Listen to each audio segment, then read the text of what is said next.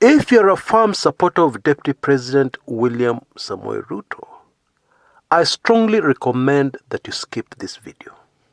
You know, most supporters of the Deputy President, with all due respect to them, do not want to hear anything negative about their favorite horse. And I'm not saying that I'm going to say negative things about the Deputy President here. No. I'm just going to analyze the challenges facing the Deputy President's handlers at the moment, especially his dreaded propaganda machine, that brought down the BBI and convinced many Kenyans that a very rich billionaire can actually be a hustler. Convince the Kenyan population, bright people, of something that does not make sense. The Deputy President supporters' idea of a balanced video is a video where you say DP Ruto will enter State House after the 2022 presidential elections. Anything other than that is negative. It is unbalanced. That is really the way it is. Just check videos on this channel.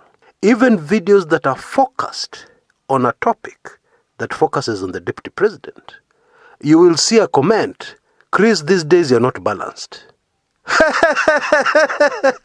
Now, how can you be balanced when you're talking about one individual? You're not talking about two, you're talking about one. And you're not even saying negative things. You're discussing the challenges that individual is facing. Chris, that's not a balanced video. What? You're leaning too much to the side of Raila Odinga in a video where Raila is not even mentioned. Nakwambia, hata kama umelipwa kuweka comments kwa video nyingi, at least listen to half of it. But I guess you have targets. And maybe you're paid according to how many videos you comment on. So you rush around YouTube. When you come to the Kumekucha Chris channel, Uyu Mutu is against the DP. So you just quickly scribble a comment. And by the way, I need to tell you, I have started deleting these comments and blocking the people who write these comments for the simple reason that people are busy. And those who come to this channel do not want a single minute of their precious time wasted on comments that do not add value to the content on this channel. And I must emphasize, you can disagree with me and you're still adding value. You can tell me, Chris, you're wrong on the Deputy President. Because of 1, 2, 3, you've added value. That's a valuable comment. But these hurried, quick comments, Chris, you're not balanced, don't add value. Chris, you hate the DP, they don't add value. Chris, I'm unsubscribing from this channel. Chris, this is rubbish. And then the same person, you can tell from their use of the English language, reappears with a different handle. The truth is, they have not left the channel. They have just changed their handle, their account. There is no way they can unsubscribe from this channel for the simple reason, watakula nini? They need to make those comments to put food on the table. They need to spread propaganda to put food on the table. Yao ni job, just like any other job. Well, I'm putting them on notice. This is a forum. This is a channel that seeks to add value, to give people what they cannot get elsewhere. I just thought I should make that clear. There is something that I find very fascinating unfolding on our local political scene. And it is a problem that handlers of the Deputy President will have to address and find a solution to, like yesterday. You see, the nature of this life is that there's no guarantee. When you try something that worked before, there's no guarantee it will work the second time. That is why you hear people being advised to constantly upgrade their game. try and get better and better at what you do. Because if you don't improve, even if you're in a business, your service is already excellent. If you don't improve, you're finished. It's just a matter of time. Sooner rather than later, other people will find a better way, a better method of doing what you did before very successfully. It is a competitive world. If you don't improve, you're actually backtracking. You're moving backwards. And as a result, you're helping your competitors to catch up with you sooner. The Jubilee propaganda machine of 2017 that now belongs to the Deputy President's camp was very efficient, very effective. So effective that it had all of us fooled, including yours truly. You see, the beginning of 2017, the end of 2016, beginning of 2017, I found myself back in politics, something I thought I had put behind me forever. And admittedly, I was quite rusty.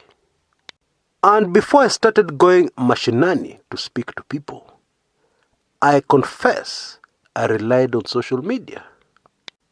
And this is something you can prove by taking in my early 2017 videos. Going through social media, it looked like the Jubilee Party was very popular, countrywide. And although that didn't make sense to me, based on what I already knew, I was forced to find an answer to this mystery. And I quickly found it in some of the comments my late political lecturer made concerning the power, the numbers of the House of Mumbi votes. And it is hardly surprising that at this point in time, I was labeled a Jubilee sycophant. Some more sober viewers of this channel called me balanced. But things got worse when I decided to promote my landmark ebook, Dark Secrets of the Kenyan Presidency, which had a lot of very valuable information on Jomo Kenyatta. But then I hit the ground, and I got my ducks in a row. And I realized there was something very wrong going on in social media. And that's when I came across this story of the 36 bloggers. And the more research I did on it, the more I understood how I had been fooled. Folks, let us be very clear on one thing. Propaganda works. And the fact that people spend huge sums of money paying their propaganda people is proof that it works. Who will pay for something that does not work? Nobody. So fast forward to the fallout between the two Jubilee giants, President Uhuru Kenyatta and his deputy, William Ruto. You will remember that shortly after that fallout became more public, because it started much sooner. It started even before the year 2016, and we're able to capture that on this channel. But you will notice soon after this became more visible in public, the 36 bloggers were fired. Their boss remained, but he was moved out of State House. Yes, that's where his office was, to an office in the city. And it was at around that time that the 36 bloggers got into some serious work for the Deputy President. And they had no competition.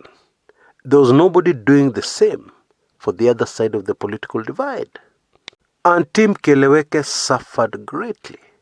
This is irrefutable proof that propaganda works. And the Deputy President's propaganda machine, well-oiled propaganda machine, was very effective. And they're also very smart. They jumped on the BBI, and they got Kenyans at just the right mood to take in drinking their propaganda like there was no tomorrow. You see, Kenyans were going through a very difficult time, which was made worse by ile ugonjwa kutoka Wuhan. You see, anywhere in the world, when the economy takes a nosedive, the government is the punching bag. And it was around this time that very many people crossed over to the deputy president's side, people on social media.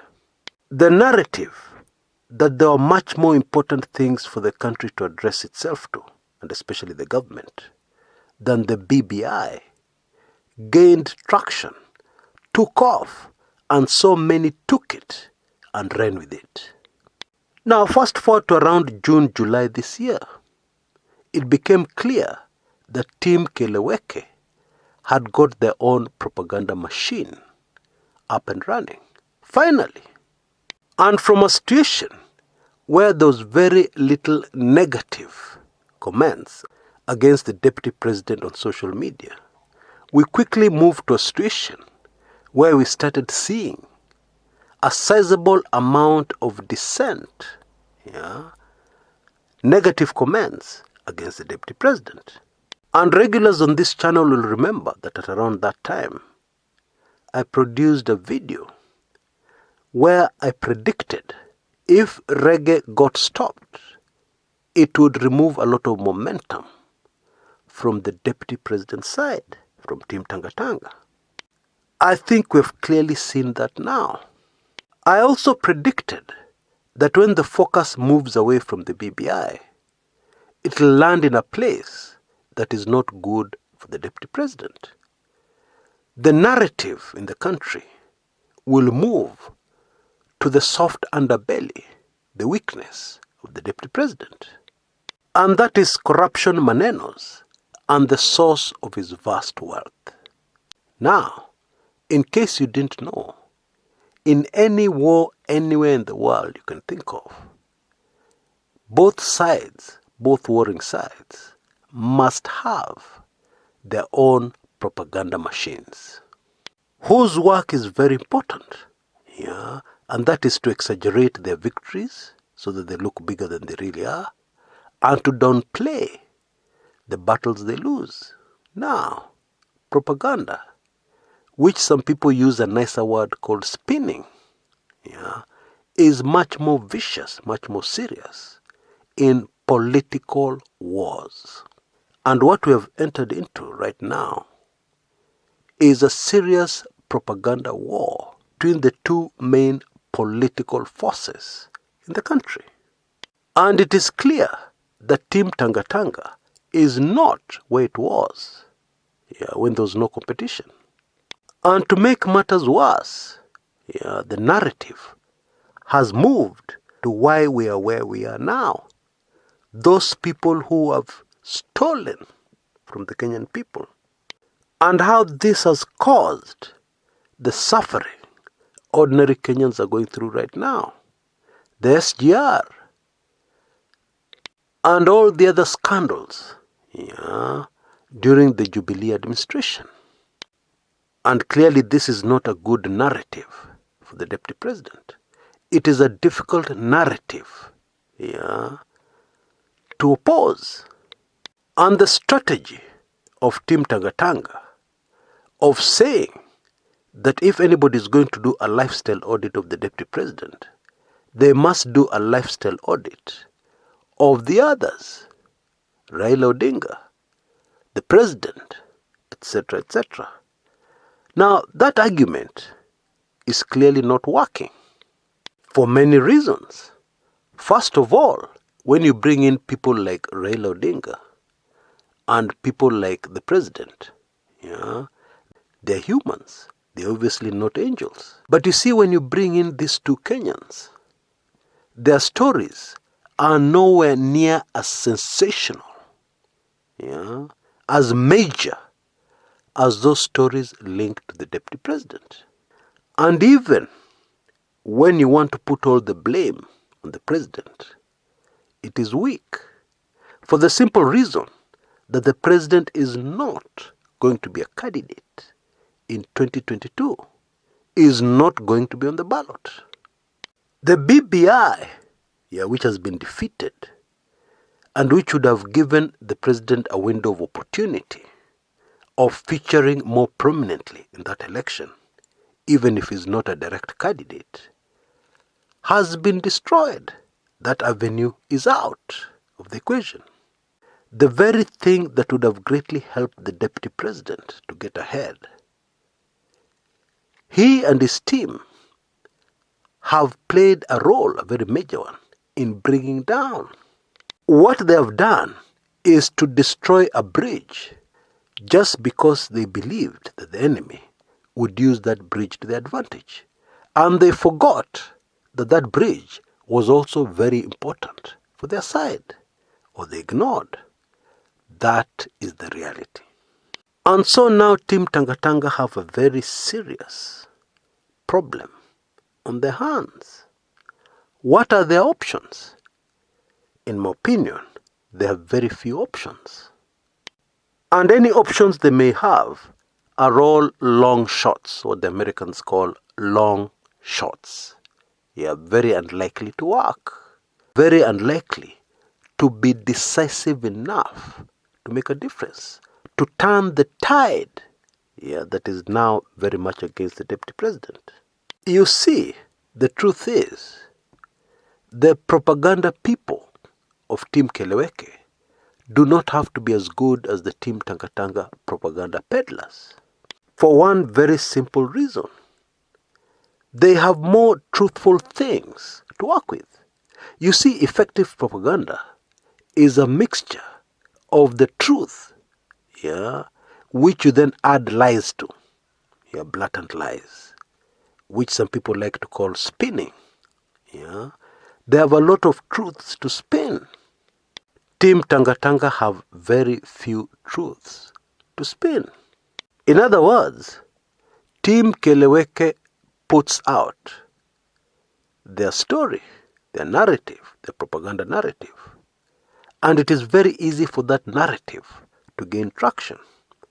The deputy president's side, Team Tangatanga, puts out their narrative, and they're forced to work very hard, much harder than Team Keleweke, for that narrative to get any traction. I think if you step back and look at what is happening on social media now, you will see what I mean. Let me simplify this even further. You see, when I want to relax, sometimes I get overwhelmed, and I need to take at least a day or so relaxing. I usually watch political shows. And there's this series called Designated Survivor, starring Ule Jamaa wa 24, the series. And the latest season of Designated Survivor, Season 3. By the way, it is available on Netflix, for those who have access to this service. The latest season starts with the president's administration facing a crisis. And it is the kind of crisis where they need to quickly change the narrative. That is how people get out of a political problem. You find a way to divert attention from the current narrative, which is not favorable to you politically. And when I found this particular episode on Netflix recently, I said, Allah, this applies to Kenya. This applies to a situation right now, in that the deputy president needs to find a way to quickly change the narrative ASAP, like yesterday, like last year. He needs to change that narrative, divert the attention of the nation away from the talk about corruption. The SGR, Eurobond, that are a problem as far as is concerned. They are definitely not favorable to the image the deputy president is trying to project currently of the hustler chief, the fighter, the chief fighter for the small man in Kenya, the ordinary person, the ordinary hustler. When the BBI was still in play, it was very easy. You simply attack the BBI. And Kenyans emotionally rush to attack the BBI. It worked very well for him. Now, we no longer have the BBI. So what can he do? Attack Raila directly and say that he abandoned all his faithful followers, all his fanatical followers, by going into the handshake? That may work, but partially. It is not effective, it is not strong enough to change the narrative. Because people say, yes, you're right, yenyewe. Raila Odinga betrayed the people by going into the handshake. Yeah, some people call it the hand check. The hand check, as in the way you write a check for money. Yeah, they're insinuating that Raila Odinga had a big check written in his name, so that he abandoned the people and went into the hand check. So people will talk about that for a few hours, maybe a day or two, but then they'll quickly rush back to corruption and the way people made their money, their huge fortune. The latest emotive issue is this wash manenos, which would have been perfect. But there's a problem. Most of the people mentioned are on the side of Team Tangatanga. So that one is out of bounds for Team Tangatanga and the Deputy President. They're left with nothing. You will have noticed that they have steered clear of the SGR. They can't touch that. You don't know why? Because the Deputy President is mentioned in SGR. He was deeply involved.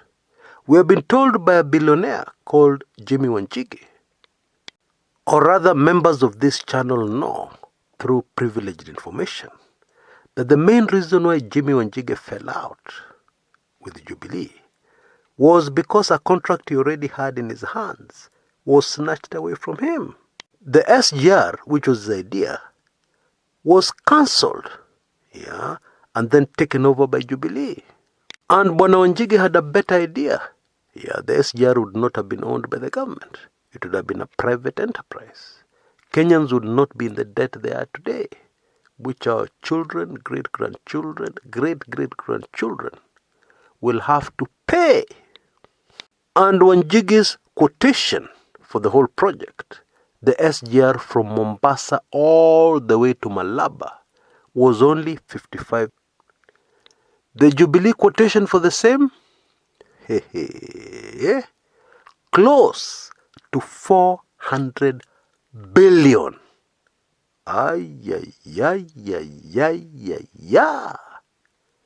Team Tangatanga and the Deputy President cannot talk about SGR. They can come nowhere near the discussion of the SGR. Even Eurobond is a no-go zone for them, because Bwana Wanjigi insinuated in his interview with Citizen TV that it is the reason why Jacob Juma so abruptly left us, left this planet. That is what I mean when I say that the options of the Deputy President are very few and increasingly fewer. I think you can now start to understand what I'm talking about when I say that Team Tangatanga, the powerful, effective, very effective Team Tangatanga propaganda machine, has a huge problem at the moment. And it will be very interesting, super interesting, how they handle this and how they get out of this hole, this huge problem. If they ever do, it will be very interesting to watch that. It will be a bubblegum moment to watch that unravel.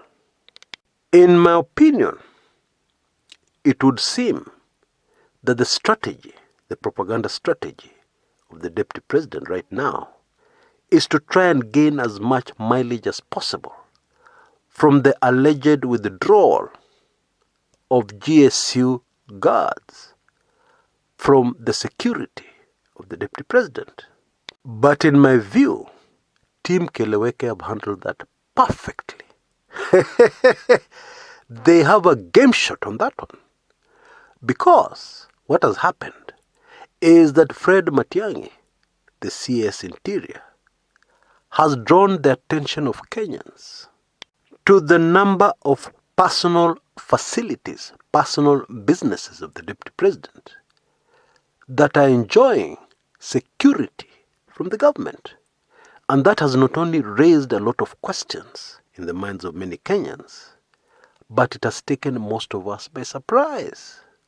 You mean chicken farm ya TP iko na security?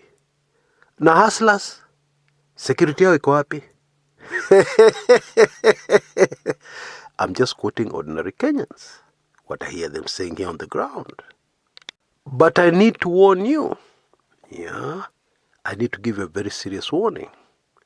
You see the similarities the deputy president has, or at least one similarity he has with Raila Odinga, is the fact that he is at his best when he's cornered. Right now the deputy president is cornered. The last time he was cornered was shortly before 2013. He was facing the ICC cases. Nobody wanted to deal with him. Nobody wanted to be on his side politically. He was well and truly cornered. And many would have predicted he is finished. Indeed, I must confess, in my Kumekucha blog, I predicted that this time round, William Ruto is finished. But you know what happened? He bounced back. He bounced back in a crazy way and ended up in government as deputy president. Let me just tell you the truth. The deputy president is most dangerous when he's cornered. Just like Raila Odinga. When Raila Odinga is cornered, be careful. Because he always manages to bounce back. After the 2017 presidential elections, it looked like the prediction of the 36 bloggers would come to pass, the 36 bloggers and others, that election was going to send Raila Odinga into retirement. Remember that? You remember people were saying, we're sending Raila Odinga back to Bondo. He's Bondo Gishagi. Never to be heard of again. But what happened? He ended up in government. Yes, these two men have a similarity. Yes, they are very different in many ways, but there are ways in which they are similar. Very few. And this is one of them. So, the next few weeks and months in Kenyan politics should be most fascinating. I hope you like this video if you enjoyed it.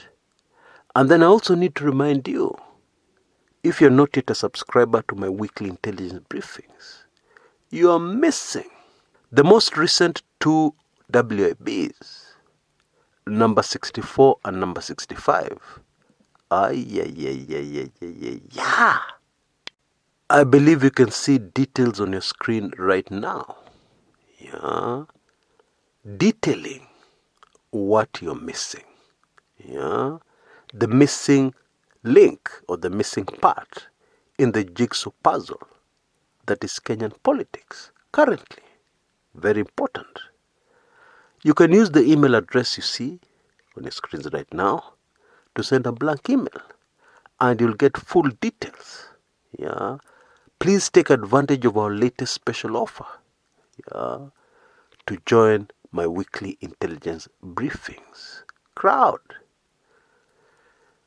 The same details you'll get if you send a blank email to the email address you see on your screens now are available in the description area below this video on YouTube.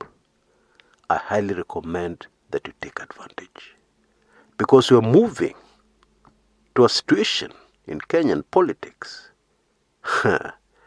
that will be not only confusing, but so many things will be happening that it will be difficult to figure out what is really happening.